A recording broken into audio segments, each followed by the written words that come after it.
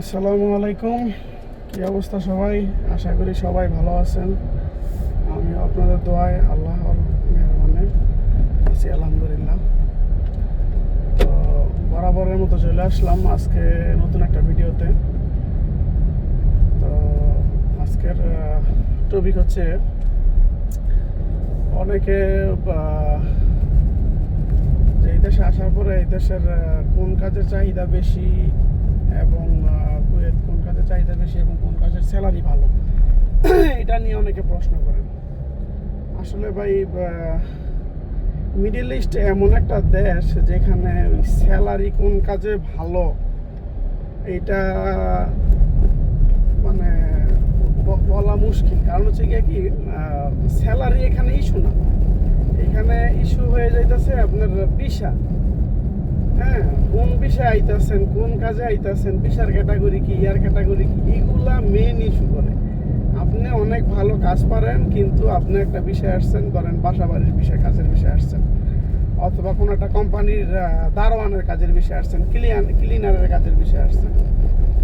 এখন আপনি যদি এই বিষয়ে আসেন, তাহলে তো আপনি ধরেন আপনি এসি টেকনিশিয়ান, আপনি কারেন্টের মিস্ত্রি, আপনি প্লাম্বারের মিস্ত্রি, আপনি কনস্ট্রাকশনের মিস্ত্রি, তো আপনি তো ওই কাজ করতে পারবেন না। এখানে সেটা করার সুযোগ আপনাকে দিবে না, এই দেশ দেয় না। তো আপনার লাভ কি? এটা একটা ইস্যু। এখন তাহলে কি করার প্রশ্ন হইতে পারে, তাহলে কি করার? হ্যাঁ, তাহলে একটা কাজ করা যায়, কিন্তু ওইটা খুব রেয়ার, ওইটা খুবই রেয়ার। কীরকম? ধরেন কোম্পানিতে কোনো একটা টেকনিশিয়ান লাগবে, প্রাইভেট কোনো কোম্পানিতে। ওই কোম্পানিতে থেকে যদি আহালি যে বিষয়টা আছে, ওই বিষয়টা যদি আপনি বের করতে পারেন, তাহলে আপনি এসে এখানে কাজ করতে পারবেন, কোনো সমস্যা নেই। ওনারা আপনার স্যালারি দিবে। ইভেন আপনি চাইলে 1 বছর পরে এখান থেকে ট্রান্সফার হইয়া অন্য কোথাও ভালো একটা জায়গায় কাজ করতে পারেন। হ্যাঁ, এটা আপনার জন্য সুবিধা হবে, এটা করতে পারবেন আপনি। এটা কিন্তু এখন বাংলাদেশিদের জন্য এমন হয়ে গেছে, এখান থেকে যারা ভিসা বের করে, এদের বেশিরভাগই খুব অনেক বছর যাবৎ কুয়েত আছে এবং শিক্ষিত মানুষ খুব কম। আমার দেখা যে এখান থেকে যারা ভিসা বার করতেছে, এরকম শিক্ষিত মানুষ, উনি খুব শিক্ষিত, উনি বোঝে, এরকম খুবই কম। এখন পাওয়া যায় না এটা বললেও ভুল হবে, পাওয়া যায়। আপনারা দেখা গেছে কোনো একটা প্রাইভেট কোম্পানি আহালি বিষয়ে আসলেন, আসার পরে 1 বছর পরে আপনি চাইলে যে কোম্পানিতে কারেন্টের বা যে মিস্ত্রি, ওই মিস্ত্রি যার প্রয়োজন আছে সে নিতে পারে। ঠিক আছে, এখন বলি যে এখানে কোন কাজে ভালো ইনকাম আছে, বা এখানে স্বাভাবিক গালফ কান্ট্রি, গরমের দেশ, এসির কাজে মোটামুটি স্যালারি খুবই ভালো, খুবই হাই। তারপরে আপনারা বলা যায় কারেন্টের যে কাজগুলো আছে, ওই কাজে, প্লাম্বারের কাজে, এগুলো তো স্যালারি খুবই ভালো। ঠিক আছে, এগুলো তো স্যালারি খুবই ভালো, ভালো মানে ইনকাম আছে। তবে আপনার যদি কুয়েতে কোনো লোক থাকে, তাহলে তাকে বলবেন যে কোনো একটা কোম্পানিতে, হ্যাঁ এখানে অনেক কোম্পানি আছে, গিয়ে যে আপনি যে কাজ পারেন ওইটার সার্টিফিকেটগুলো যদি ওখানে প্রোভাইড করে, ওনারা চাইলেই আপনার একটা ভালো ভিসা বার করে দিতে পারবে এবং এসে সরাসরি কোম্পানিতে এসে কাজ করতে পারবে। এটা সবচেয়ে ভালো, এই বুদ্ধিটা কেউ দেয় না। ঠিক আছে, যদি আপনার এখানে কেউ থেকে থাকে, আসলে মানে এরকম হয়ে গেছে আমাদের বাংলাদেশের জন্য এই ভিসাটা কুয়েতের খুবই কষ্ট হয়ে গেছে। কারণ এখানে স্পেশাল পারমিশনের প্রয়োজন আছে, হ্যাঁ, যেটা কিনা সহজে দেয় না। ঠিক আছে, স্পেশাল অনুমতি লাগবে, আপনারা আনার জন্য স্পেশালভাবে অনুমতি লাগবে। চিন্তা রাখবেন, দেখেন কত ভিআইপি মানুষ আমরা, আমাদের আনতে হলে স্পেশাল অনুমতি লাগবে। তো ওই স্পেশাল অনুমতি না হওয়ার কারণে মূলত আমরা অনেক পিছিয়ে যেতেছি গা, এই কথাটা উঠে গেছিল গা, এখন নাকি আবার লাগু হয়ে গেছে। তো যাই হোক, কী করার, যেটা মানে আমরা বাঙালি জাতি হিসাবে তো অনেক ভালো, এই কারণে এই অবস্থা আর কি। যাই হোক, তো এই কাজে ভালো ভিসা পাওয়া যায়। আর একটা জিনিস কি, এখানে আমরা আসতেই লাখ লাখ টাকা খরচ করি। ঠিক আছে, আমাদের পাশের দেশেও যারা আসে, তারা 1 লাখ টাকা খরচ করে এখানে চলে আসে। 1 লাখ টাকা তাও কি বিমান ভাড়া, এজেন্সি খরচ, এটা সেটা এগুলা, আর কামার লাগে বা ভিসা লাগানো যেটা সামান্য খরচ, ওইগুলো দিয়ে তারা হিসাব করতে পারে। তাদেরকে এত কিছু লাগে না, আমাদের যত কিছু লাগে। কেন লাগে এটা কেন এটা লাগবে আমাকে বোঝানো হবে। এত টাকা তো লাগার কোনো কারণই নেই। এই টাকাগুলো কে খায়? দালাল খায়। এখন এই টাকাগুলো খাওয়া কই দিয়ে তো শিখাই দিয়েছে যে বাঙালিদের নিয়ে আসলে এরকম ভরপুর টাকা পাওয়া যাবে। তো তারাও ভাবতেছে কি যাক বাঙালি বাঙালি আনতে পারলে ভালো টাকা পয়সা। এই কারণে অনেকে আমাদের মতো অনেকে আইসা এখানে হাইসা দিতেছে। কারণ কি? কারণ আসছেই আমাদেরকে তারা ভাবে যে না বাঙালি যেহেতু নিয়ে আসছে, হ্যাঁ, তা তার যদি আমরা রাখতে পারি আটকে রাখতে পারবো কেন? কারণ তারা অনেক টাকা দিয়ে আসছে, তারা সহজে এখান থেকে চাইবো না।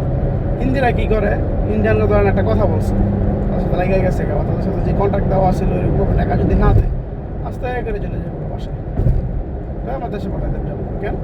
আমি আইসি একটা খরচ করে আমি 2 মাস কাম করছি, আমার টাকা ঠিক আছে, এখান থেকে কী করবো, তোর তো টাকা আমার বলতেছে না। তো এই কারণে ওদের ভয় পায় এবং ওদেরকে যথাযথ মূল্যায়ন করে এবং টাকাও ঠিক মতো দেয়। আর বাঙালিরা প্রত্যেক জায়গায় মাইর খায়। আপনারা বিশ্বাস করবেন কিনা জানি না, এদেশে বেশিরভাগ যত বাংলাদেশি আসে এই দেশে বেশিরভাগ ক্লিনার কোম্পানিতে আসে। একবার চিন্তা করে দেখেন, হিন্দি এই পরিমাণ আমি দেখি নাই, কেন হয়তো বা আছে, আমি দেখি নাই। আমি যতদিন ধরে ঘুরতেছি কুয়েত আমি দেখি নেই এত পরিমাণ বাঙালি যারা আছে সবাই ক্লিনার বিষয়, আর ভালো ভালো বিষয় কারা? হিন্দিরা। আমরা কি করি ভাই? যত ক্লিনার কোম্পানি আছে, হাসপাতাল বলেন, সরকারি অফিস, আদালত, যেখানে যাইবেন বাঙালি পাইবেন একটা করে কি ক্লিনারের কাজ করতেছে, টিউবওয়ের কাজ করতেছে। কাজ কাম ছোটো করতেছি না, কাজ করতেছে এগুলো। তারা এই বিষয়ে তারা আসতে পারে, এগুলা সরকারি বিষয়, আগত হুকুমি বিষয়। এই বিষয়গুলো অ্যাভেলেবেল পাই, বিক্রি করে ফেলে আমাদেরকে নিয়ে আসে। এবং আমরা এখানে আইসা কি করবো? এত টাকা দিয়ে আইসি ফাইসে গেছি, স্যালারি কম, টাকা ওঠামো কেমনি, এই সমস্ত মাইর পেছে করে টাকা কামাইতে পারি না। আমরা যদি একটা ভালো বিষয়তে আসতে পারতাম, আমাদের যে পরিমাণ ট্যালেন্ট আছে বাঙালিদের, আমরা বিভিন্ন জায়গায় কাজ করে ভালো স্যালারি নিতে পারতাম। এখন আমাদের শুধু বিষয়ের কারণে আমরা মাইর খেয়ে দিচ্ছি। এই বিষয়ে ইন্ডিয়ানরা আসে না। এই যে আকুতুকুমি ক্লিনার বিষয় যেটা, ইন্ডিয়ানরা আসে না। কেন আসবো ভাই? কেন আসবো? হেরা আমাদের বোঝান, আমার বোঝান। তারা ইচ্ছে মনে করেন কম টাকা দিয়া ভালো ভালো বিষয়ে চলে আসতেছে। হ্যাঁ, একটা ইন্ডিয়ানের সাথে কথা বললাম, বলে যে 2 লাখ টাকা দিয়ে আলি বিষয় আইতেছে, ড্রাইভিং খুব ভালো। আমরা লক্ষ লক্ষ টাকা খরচ করি, তাও বিষয় একবার বাজে বিষয়, একেবারে জঘন্য বিষয় যেটা বলে। কেন রে ভাই? আমাদের কেন এমন হয় আমি আমার মাথায় দিবি। তো যাই হোক, এটা আসলে আমাদের দুর্ভাগ্য। তো যারা আসবেন তাদের সবার জন্য শুভকামনা এবং হিসাব খোলা আছে, আপনারা চাইলে আসতে পারবেন, কোনো সমস্যা নেই। কেন কিন্তু সবাই সাবধান। দালালের সাথে যেভাবে ডিল করবেন, কন্ট্যাক্ট করে নেবেন, কথা বলে নেবেন, কত টাকা দিব, কীভাবে দিব, আপনাদের মাস শেষে কত টাকা পাইবেন ওইটা বুঝে তারপরে দেশে আসবেন। সবাইকে শুভকামনা রইল। আর একটা কথা, আমি কিন্তু এগুলার কোনো জানি বলে ভিসা বার করা, ইয়া করা, এগুলো কিন্তু করি না। অনেকে আমার SMS দেয়, আমি এগুলোর মধ্যে নাই ভাই, এগুলো আমি জানি না, পারি না, আমি ভাই নতুন আসছি। কোনো ইনফরমেশন দরকার হইলে আমার জিজ্ঞাসা করতে পারেন, আমি সেটা বলতে পারি। কারণ আমি মোটামুটি অনেক ঘাটাঘাটি করছি এবং নিজে নিজে অনেক কিছু করার ট্রাই করছি। তো এই হিসাবে আমি অনেক কিছু জানি, যতটুকু জানি অতটুকু আমি আপনাদের হেল্প করতে পারবো, এতটুকু আমার মধ্যে আছে। আর একটা জিনিস যেটা হচ্ছে কি, আপনারা যারা ড্রাইভিং করেন, অনেকে আছে খাদেম পেশা ড্রাইভিং করে, তো তাদেরকে আমি বলবো ভাই একটু সাবধান, প্রচুর চেক আপ হয়। যদি একবার চেকিংয়ে পইরা যান, ঠিক আছে, মাল সহকারে ওইরকম ধরতে পারে। বর্তমানে সিআইডি, প্রচুর সিআইডি মনে করেন আপনার চারিপাশে ঘুরে ফিল করতেছে, মানুষ টার্গেট করে যে এই মানুষটা কী করতেছে, এরকম টার্গেট করে। এটা আমি নিজে দেখছি, ঠিক আছে, একদম টার্গেট করে। মনে করেন নর্মাল কুইতে যেরকম আসে ওইভাবে আসবো, ভালো মনে করেন টেস্ট করে আসবো, আসার পরে পয়সা থাকবো, দেখবো কী করতেছেন আপনি, আগে বুঝবো কিছুক্ষণ বুঝে, উনি আগে দেখে নিয়ে বুঝে আপনি আসলে কী কাজটা করতেছেন। আপনি ওনার সাথে বার্গেনিং করবেন, পারতেন না, উনি দেখবো এগুলো সব প্রমাণ ক্লিন করবো, রাখবো। তারপরে মনে করেন আপনারা ঠাস করে ধরবো, ধরার পর আপনার কামা চেক করবো, যদি দেখা যায় সাথে মিলে না আসতে করে পাঠাই দেবো। এই কারণে তাদেরকে বলবো আপনারা সাবধান থাকবেন, সাবধানের মাইন্ড নেই। আর যারা ড্রাইভিংয়ে আছে তারা তো সমস্যা নেই, তারা তো নিরাপদে আছে। কিন্তু ড্রাইভিং সহজে আসলে পাওয়া যায় না, সহজে আসতে পারে না বাঙালিরা, ঠিক আছে, সরাসরি ড্রাইভিং বিষয়ে। তবে কিছুদিন আগে খুব বিশ্বাস আসছিল, এই কারণে আসতে পারছি। তো যাই হোক, আমি সকালে উঠলাম, ওঠার পরে কাজে চলে আসছি, ডিউটি চলে আসছি।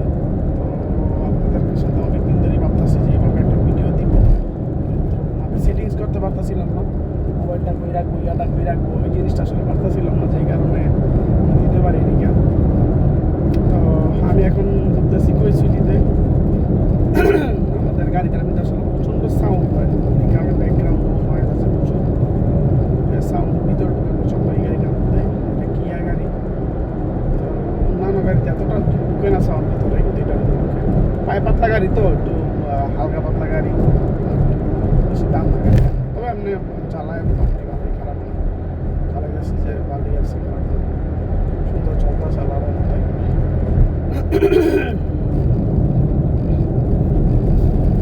কালকে শুক্রবার আসছিল, ভাবছিলাম বন্ধু বান্ধব নিয়ে একটু যাবো সকাল পরে। আসলে আমাদের ডেলিভারি হিসেবে যারা কাজ করে, বিশ্বাস করেন আমাদের কোনো রেস্ট নেই, বিশ্বাস করেন কোনো রেস্টই নাই আমাদের। আমরা মনে করেন সারাক্ষণ শুধু কাজ, আমাদের কোনো রেস্ট নেই, আমাদের কোনো বন্ধ নেই। এই যে আসছি 1 বছর ধরে কোনো মনে করেন বন্ধ পাই নেই, কে কোনো রেস্টও পাই নেই, কোনো কিচ্ছু না। এই কাজের উপরে কাজ করতেই আসি, কাজ করে যাইতেই আসি, কী করবো ভাই। কপালে এরকম, এইখানে কোনো রেস্ট আসলে হয় না, সচরাচর রেস্ট নেই এখানে, শুধু কাজ কাজ আর কাজ। এমনি কোম্পানির ডিউটি করলে ভালো, এখানে রেস্ট আছে, রেস্ট পাওয়া যায়। আর যারা হাউস ড্রাইভিং বিষয় আছেন তাদের আসলে খুব অসুবিধা। সিগন্যাল ছেড়ে দেয়, আর কী করে বসে বসে মোবাইল টিপে, দেখেন কখন সিগন্যাল ছাড়ছে, মোবাইল টিপতেছে। মানে মোবাইল টিপার জন্য ক্যামেরা লাগাইছে, এমন ক্যামেরা লাগাইছে, মোবাইল টিপলে মনে করেন ফ্লাশ মারবো, জরিমানা চলে আসবো, তারপরও এরা মোবাইল টিপবই, বসে বসে আর মোবাইল টিপবই, এদেরকে মোবাইল টিপা থেকে বাঁচাতে পারতো না।